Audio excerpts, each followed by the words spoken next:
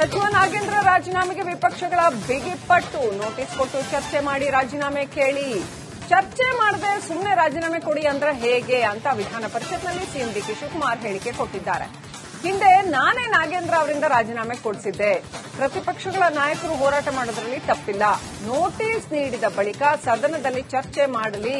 ವಿಧಾನ ಪರಿಷತ್ನಲ್ಲಿ CM DK Shivakumar ಹಾಗಂತ ಹೇಳಿದ್ದಾರೆ.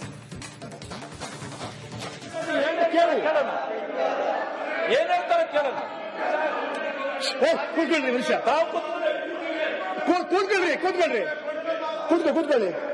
ಹೇಳ ಮುಖ್ಯಮಂತ್ರಿ ಹೇಳ್ತಾರೆ, ಕೂತ್ಕೊಳ್ಳಿ. ಸುದ್ದಿ ತಂದಿದ್ದಾರೆ.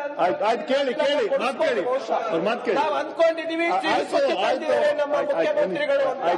ಯಾಕೆಂದ್ರೆ ಕರ್ನಾಟಕ ರಾಜ್ಯದಲ್ಲಿ ರೈತರ ವಿಷಯ ಚರ್ಚೆ ಮಾಡಬೇಕು. ಪಕ್ಷ ನಾಯಕರೇ ಮಾತಾಡೋಕೆ ಅವಕಾಶ ಹೇಳಿ. ಹಾಗಾಗಿ ಸಿಹಿ ಸುದ್ದಿ ತಂದಿದ್ದಾರೆ ಅಂದ್ಕೊಂಡಿದ್ದೀವಿ. ಹೇಳಿ, ಸಿಹಿ ಸುದ್ದಿ ತಂದಿದ್ದಾರೆ. ಆಯ್ತಾ ಏನೇ ದಯವಿಟ್ಟು ಕೈ ಮುಗ್ದು. ಅಧ್ಯಕ್ಷರೇ, ಪ್ರಜಾಪ್ರಭುತ್ವದ ವ್ಯವಸ್ಥೆಯಲ್ಲಿ ಅವ್ರು ಹೋರಾಟ ಮಾಡೋದ್ರಲ್ಲಿ ನಮ್ದೇನು ತಕರಾರಿಲ್ಲ. ಅವ್ರು ಕೇಳ್ತಾ ಇದ್ದಾರೆ, ನ್ಯಾಯ ಕೇಳ್ತಾ ಇದ್ದಾರೆ. ನಾನು ಹಿಂದೆನೆ ಅಧ್ಯಕ್ಷರಾಗಿದ್ದಾಗ ನಾನೇ ನಾಗೇಂದ್ರ ಅವ್ರ ಕೇಳಿ ರಾಜೀನಾಮೆ ಹೋಗಿ ಇದು ತನಿಖೆ ಆಗಲ್ಲಪ್ಪ ಕೊಡು ಅಂತೇಳಿ ಕೊಡಿಸ್ತು. 2 ವರ್ಷ ಆಯ್ತು. ನಾವು ಏನ್ ಬೇಕೋ ತನಿಖೆ ಮಾಡಿಸಿದ್ದೇವೆ. ಈ ಅವರು ರಾಜೀನಾಮೆ ಕೊಡಬೇಕು ಅಂತ ಕೇಳ್ತಾ ಇದ್ದಾರೆ. ಈ ರಾಜೀನಾಮೆ ಕೊಡ್ಬೇಕಾದ್ರೆ ಕೇಳಲಿ.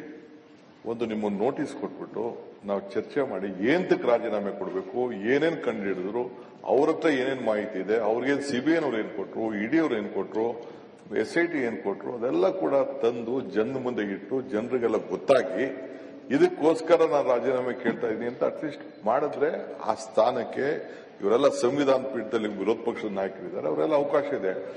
ಅದ್ ಬಿಟ್ಬಿಟ್ಟು ಚರ್ಚೆನೂ ಮಾಡಲ್ಲ, ಬಾವಿಗೂ ಬರಲ್ಲ, ನೋಟಿಸು ಕೊಡಲ್ಲ. ಇದನ್ನ ರಾಜೀನಾಮೆ ಕೊಡಿ ಅಂತಂದ್ರೆ ಇದು ನಾವು ಹಾಕೊಟ್ರಂತ ಒಂದು ಪದ್ಧತಿ ಮೇಲೆ ಇಲ್ಲಿ ನಾವು ಕೆಲಸ ಮಾಡ್ತಾ ಇದೀವಿ. ಸೊ ಎಲ್ಲಿ ನಡೆದಿದೆ ಈ ರೀತಿ? First time without giving A notice ಇದ್ರ ಬಗ್ಗೆ ಕೇಳ್ತಾ ಇರೋದು ಇದು ಸರಿ ಇಲ್ಲ. ನಾನು ವಿರೋಧ ಪಕ್ಷದ ನಾಯಕರಿಗೆ ಎಲ್ಲರೂ ಕೇಳ್ತಾ ಇದ್ದೀನಿ, ಒಂದು ನೋಟಿಸ್ ಕೊಡಿ, ಚರ್ಚೆ ಮಾಡೋಣ. 1 ದಿನ 2 ದಿನ ಬೇಕಾದ್ರೆ ಏನೇನು ಅನ್ಯಾಯ ಆಗಿದೆ, ಯಾವ ರೀತಿ ಆಗಿದೆ ಅನ್ನೋದನ್ನ ಕಂಪ್ಲೀಟ್, ಇದು ಒಂದೇ ಅಲ್ಲ, ಬೇಕಾದಷ್ಟಿದೆ. ನಾವು ಬೆಳಕು ಚೆಲ್ಲಕ್ಕೆ ಅವಕಾಶ ಇದೆ, ಅವರು ಬೆಳೆದ. ನಾನು ಅವ್ರಿಗೆ ಕನ್ವಿನ್ಸ್ ಆದ್ರೆ ತೀರ್ಮಾನ ಮಾಡಲಿ. ನಾನು ಯಾಕೆ ನಾಗೇಂದ್ರ ಅವ್ರನ್ನ ಸಂಪುಟಕ್ಕೆ ಸೇರಿಸ್ಕೊಂಡಿದ್ದೀನಿ ಅಂತ ಖಂಡಿತ ನಾನು ಹೇಳ್ತೀನಿ. ಅವ್ರು ಸಮಾಧಾನ ಆಗಲಿಲ್ಲ ಬೇಕಾದ್ರೆ ಮುಂದುವರ್ಸ್ಲಿ.